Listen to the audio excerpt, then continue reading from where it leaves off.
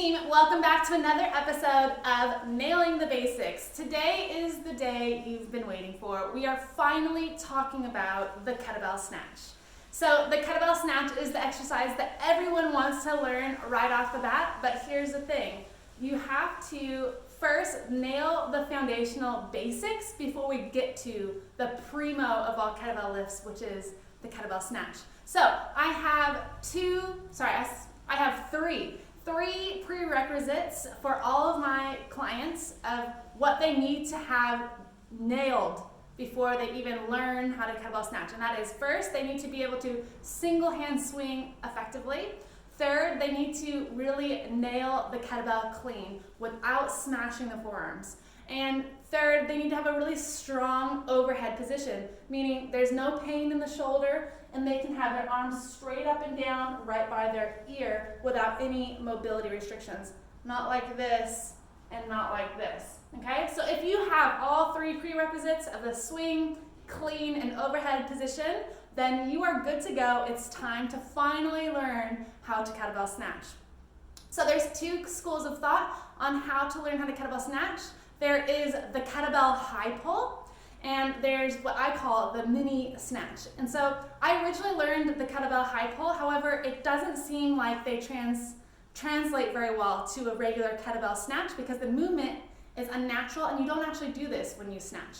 However, I like to do what I call a mini snatch, which is like a sneaky low snatch as you learn how to catch the kettlebell on the forearm and shoot your hand through the kettlebell handle.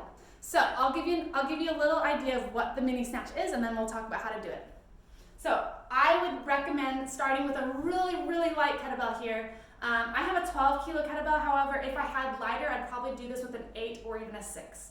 So what I'm going to do is I'm going to single hand swing, and then at the top of my single hand swing, I'm going to stick my hand through the handle and let the handle or kettlebell flip over, touch my forearm, and then go back again. Looks like this.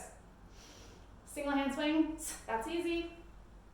Sneak, sneak. All right. It just touches my forearm for a second. Okay, so I'm here, I push my hand through the handle, it rotates over, touches my forearm, it doesn't smash, and then goes right back down. So this one, it's really imperative that you learn how to be sneaky.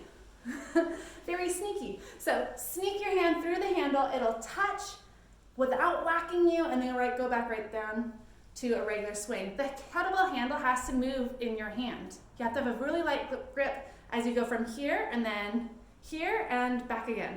So you can't have a death grip on that kettlebell. You have to have a light grip to let it rotate. So once I learned how to do that little sneaky mini snatch and it's not smashing my forearms, then I go a little bit higher, until finally I'm up here. So it looks like this. Start low. That feels good. All right, now higher. It's rotating. Higher. All right, now full thing. And catch. Stabilize.